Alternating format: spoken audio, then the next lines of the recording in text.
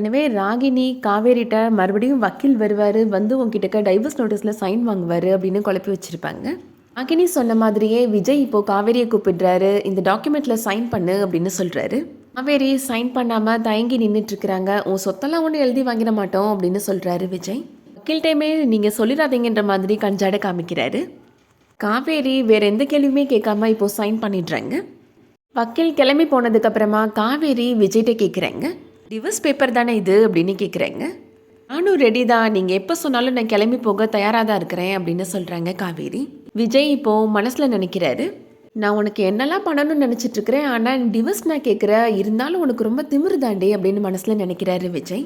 நாளைக்கு இப்படியே காவேரி நினச்சிட்டு இருக்கட்டும், நம்ம உண்மையை சொல்ல வேணாம் அப்படின்னு முடிவு பண்ணுறாரு விஜய்.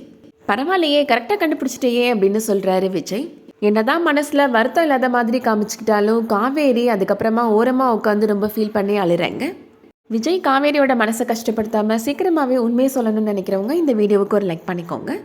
தொடர்ந்து சீரியல் அப்டேட்ஸ்க்கு நம்ம சேனலை சப்ஸ்கிரைப் பண்ணிக்கோங்க. தேங்க்ஸ் ஃபார் வாட்சிங்.